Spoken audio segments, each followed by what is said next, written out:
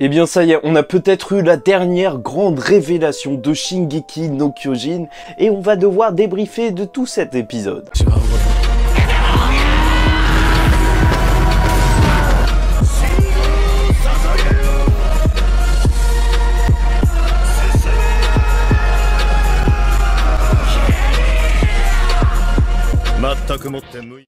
Mesdames et messieurs, ici Chage et on se retrouve aujourd'hui pour la review de cet épisode d'SNK qui marquera les mémoires, les souvenirs du futur. Enfin, c'est vraiment très n'importe quoi, mais en même temps, tout a son sens avec SNK. Et c'est vrai que cette dernière révélation, elle est incroyable. Sachant que, en fait, Isayama nous avait préparé à ce genre de révélation. Dis-toi que, en fait, chaque révélation dans l'univers d'SNK t'amène à regarder et à voir l'univers d'SNK différemment. Et c'est pour ça, en fait, il y a un exercice que tout le monde applique, je pense, qui est qu'à chaque fois qu'il y a une révélation, Bertolt Reiner, prenons ça par exemple, alors tu relis le manga et tu te dis, ah ouais, en fait, il disait cette phrase bizarre. En fait, c'était préparé et en vrai, Isayama nous a eu. Et ensuite, quand tu découvres que le monde est beaucoup plus grand et qu'il y a d'autres humains au-delà de l'humanité des murs, bah tu relis le manga et tu fais « Ah oui, tout s'explique, bah ça c'était du café, voilà !» Et maintenant, encore une fois, on est face à cette grande révélation de Shingeki no Kyojin qui fonctionne un petit peu comme un thriller et tout, et je pense que c'est aussi ça qui fait la force d'SNK. Sauf que cette fois, ce qui est intéressant, c'est qu'il y a un côté très méta avec la manière dont c'est mis en place. Parce qu'il se retrouve bien sûr donc dans les chemins où Sig va faire voir à Eren tout le passé, plein d'éléments qui vont peut-être lui prouver que son père est mauvais. Dommage pour lui, mais on reviendra sur son cas. Et justement, t'as un petit peu l'impression que Isayama sait ce qu'il fait. Il sait que tout le monde va relire le manga, et là, en fait, t'as un peu l'impression que Sig et Eren vont t'accompagner un petit peu dans cette relecture du manga, te remontrer les anciens événements, les vivre avec toi, et te dire que, en fait, ils sont un petit peu bizarres, tu vois, jusqu'à la grande révélation que, oui, ils sont très étranges, parce que c'est Eren, en réalité, qui les dirige. On reprendra bien sûr le regard de Grisha vers le vide dans le tout premier scan de Shingeki no Kyojin qui a été repris, et cette fois on le voyait bien parler à Eren.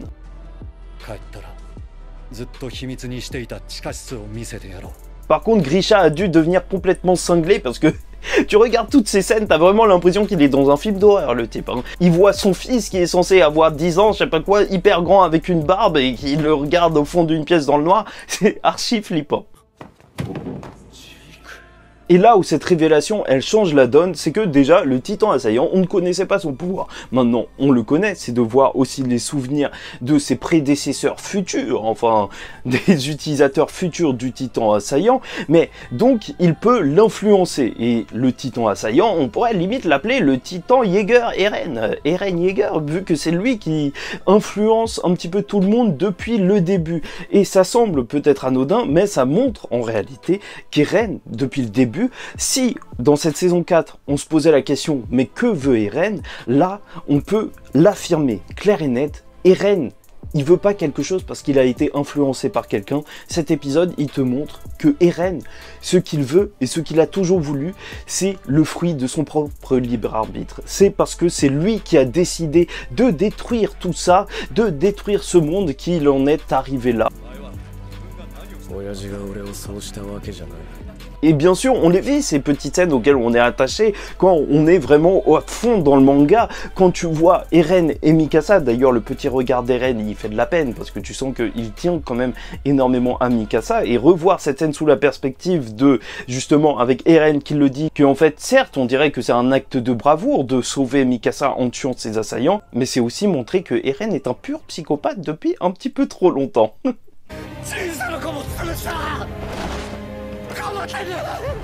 C'est lui qui a décidé de se battre, Tatakae, tu connais, pour en arriver à ce point précis. Et ça, c'est vraiment fort parce que le début du manga, quand tu le relis, t'as l'impression que Eren est impuissant. Il se demande pourquoi ce pouvoir de titan lui a été octroyé, pourquoi son père a fait ça, est-ce qu'il était un élu ou quoi que ce soit, et t'as l'impression que justement il s'en prenait plein la gueule et que c'était non, en fait c'était juste le destin, t'es naze. Non, pas du tout en fait. C'est Eren qui a voulu ça, c'est c'est Eren qui s'est forcé à revivre ça, parce que en vrai tu peux t'imaginer que peut-être Eren il aurait essayé de changer le passé en faisant des choses en sorte que justement sa mère reste en vie, tout se passe bien, les grands-parents d'Armin aussi, mais pas du tout. Là en fait t'es dans une histoire où Eren il veut protéger plus que sa famille, plus que tout, les Eldiens tout entiers, son peuple et ses amis, et pour ça, la seule solution, c'est de combattre, et c'est pour ça qu'il en arrive là.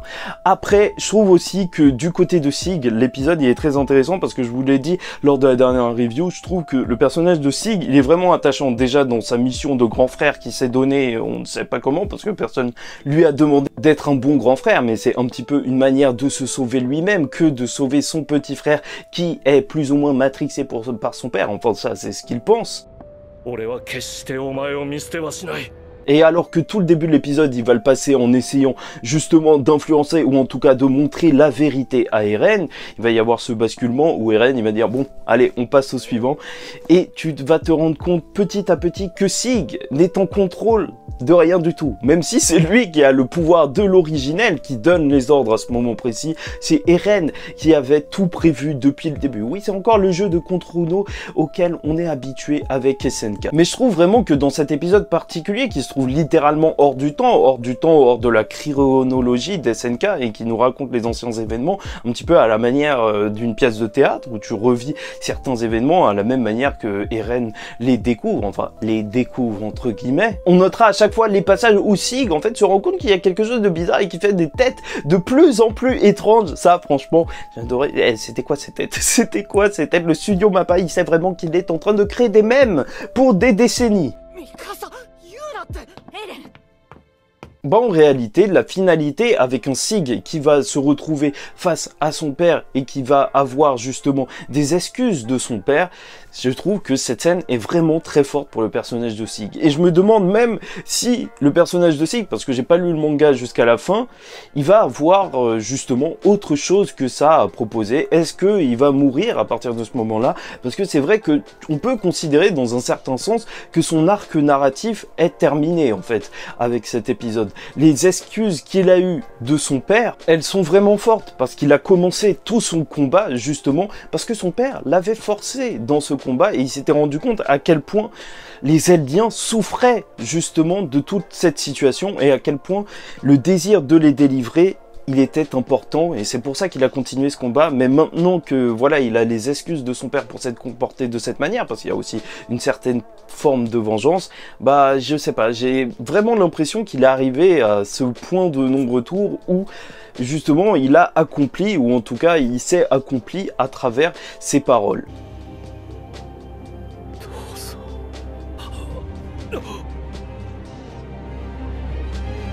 Même si son père il va lui laisser la dernière mission de justement arrêter Eren. Et ça c'est complètement fou parce que depuis le début du manga, on connaît pas les réelles intentions de Grisha et on croyait que c'était lui justement qui avait géré toute cette histoire. Maintenant on sait que c'est Eren qui a manipulé tout le monde et l'ennemi que veut abattre Grisha en cette fin d'épisode, c'est pas le monde, c'est pas Mar, c'est pas le paradis, c'est pas les rois. Non, c'est Eren, son propre fils, parce qu'il sait que sa haine est bien trop grande. Il faut arrêter Eren. Et c'est là où en fait toute la mission de Sig, elle va se jouer, que son histoire est peut-être terminée, c'est parce que même Eren le sait, il a vu les souvenirs du futur, même Grisha a vu les souvenirs du futur, ce qui va se passer est immuable. On sait juste pas comment ça va arriver, enfin on sait même pas si on peut intervenir avec justement ce futur, mais dans tous les cas, là Eren va faire quelque chose pour justement contrôler les titans, utiliser le pouvoir de l'originel alors qu'il est enchaîné, et c'est ça la force d'Eren Yeager, mesdames et messieurs. Le mec est enchaîné, il ne peut littéralement rien faire normalement, sauf que Sig a peur, il est au sol et il se demande ce que va faire son frère, parce que Eren maîtrise tout, quoi qu'il lui arrive, quelle que soit sa position, et ça, c'est énorme. c'est vrai que les histoires de voyage dans le temps, ça fait peur dans le sens où ça peut partir un petit peu dans tous les sens. Si Eren peut transmettre justement des souvenirs à ses prédécesseurs un petit peu de manière aléatoire, enfin plus ou moins les choisir, alors peut-être qu'il pourrait en fournir d'autres à l'avenir, ou qu'est-ce qui aurait pu se passer s'il changeait des événements. Mais dans tous les cas, j'ai l'impression qu'on est dans une boucle finie dans l'attaque des Titans, et que de toute façon tout ce qui se passe, même dans l'avenir, donc le Eren qui donne des souvenirs du futur, alors c'est obligé de se reproduire. Oui, peut-être que j'ai pas été assez précis. En gros, il y a des histoires où quand tu retournes dans le temps, tu peux changer ce qui s'est passé, donc en fait plus ou moins créer un autre univers, mais c'est autre chose. Et là, je pense que SNK, c'est juste en fait une histoire de voyage dans le temps, mais qui fait tout le temps une boucle. En gros, en fait, il se passera toujours exactement la même chose. Bon, bref, j'espère que vous avez apprécié cette vidéo. En tout cas, pour moi, c'était un plaisir de vous la faire. N'hésitez pas à liker ou disliker la vidéo si ça vous a pas plu. Commentez, donnez-moi votre avis en commentaire et abonnez-vous parce que chaque semaine on parle d'SNK. Et peut-être que les reviews SNK, en fait, je vais commencer à les faire sur la chaîne secondaire parce que c'est vrai que ça fait pas beaucoup de vues, mais par contre, j'y tiens assez à faire ces reviews SNK. Mais tout le travail de montage derrière, c'est vraiment très fatigant pour justement le résultat où c'est vrai, il y a déjà énormément de personnes qui en parlent sur YouTube et c'est pour ça que j'ai pas une énorme visibilité dessus. Et donc, sur la chaîne secondaire, peut-être que je ferai moins de montage, un petit peu comme dans cette vidéo. Enfin, je sais pas trop, parce que tu vois, tout dépend de moi dans quelques minutes qui va monter. Bon, bref, voilà, vous êtes prévenus, Serial Sage le Phénix, de toute façon, et je vous remettrai un message sur la chaîne au cas où. Et bon, en attendant la prochaine fois, justement, je vous dis ciao tout le monde, faites très attention à vous, et surtout, paix sur vous.